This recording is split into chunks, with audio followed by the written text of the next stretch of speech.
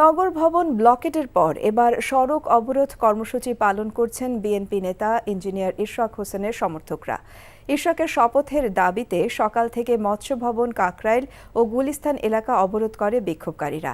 এতে রাজধানীর বেশ কয়েকটি সড়কে যান চলাচল বন্ধ হয়ে যায়। দাবি আদায়ে প্রয়োজনে পুরো ঢাকা অচল করে দেওয়ার হুঁশিয়ারি দিয়েছেন আন্দোলনকারীরা। নাজিবুর রহমানের রিপোর্ট।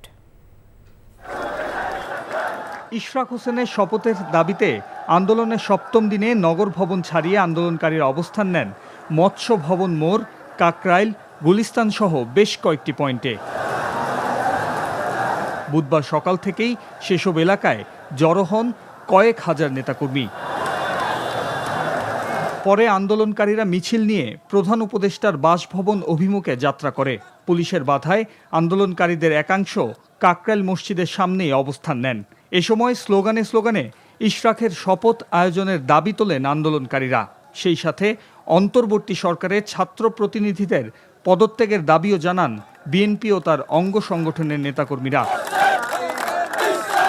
প্রিয় নগরবাসী, তার ইঞ্জিনিয়ার ইশরাকের তার গুরুদায়িত্ব বুঝিয়ে দেওয়া হোক। ইশরাকের যে অধিকার, ন্যায্য অধিকার, সেটা ফিরিয়ে দিক। আমাদের দেশে যে ভোটের অধিকার, গণতান্ত্রিক অধিকার, সেটাকে আমরা ফিরিয়ে দিতে চাচ্ছি। গেজেট হওয়ার পরও যেহেতু শপথ করাচ্ছে না, এটা তো স্পষ্ট বোঝা যাচ্ছে যে সরকার তালবাহানা করছে। ঢাকাবাসীর কাছে আসিবের কোনো ঠাঁই হবে না।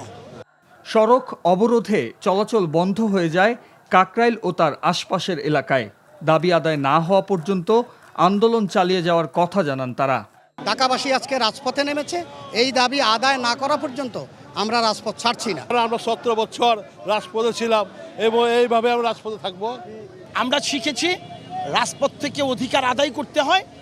সপ্তাহ জুড়ে এই আন্দোলনে ব্যাহত নগর সেবা, বন্ধ রয়েছে সকল কার্যক্রম।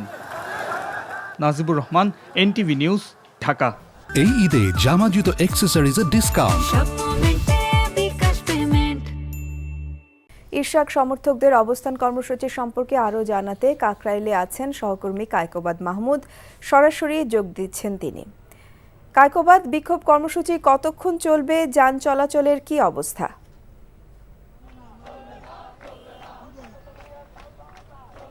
এখন পর্যন্ত কিন্তু আন্দোলন চলছে, বৃষ্টি মাথায় নিয়েও কিন্তু আন্দোলন চলছে। আমি এই মুহূর্তে আছি, আমি মৎস্য ভবনের দিকে আছি এই মুহূর্তে। যেহেতু বৃষ্টি, আমি কাকরাইলে কিন্তু দেখতে পেয়েছি উপস্থিতি কিন্তু বেশ কমে গিয়েছিল, কিন্তু আমরা মৎস্য ভবনে কিন্তু এখনও ইশরাক সমর্থকদের কিন্তু আমরা দেখতে পাচ্ছি। তারা বিভিন্ন ধরনের স্লোগান দিচ্ছেন। তারা কিন্তু বৃষ্টি মাথায় নিয়ে এই আন্দোলনস্থল কিন্তু তারা ত্যাগ করেননি। তারা এখানে তাদের কর্মসূচি চালিয়ে যাচ্ছেন। তারা বিভিন্ন ধরনের স্লোগান দিচ্ছে। একই সাথে তারা স্থানীয় সরকারের প্রচেষ্টার বিরুদ্ধেও কিন্তু তারা নানান স্লোগান এখানে মতো দিচ্ছেন।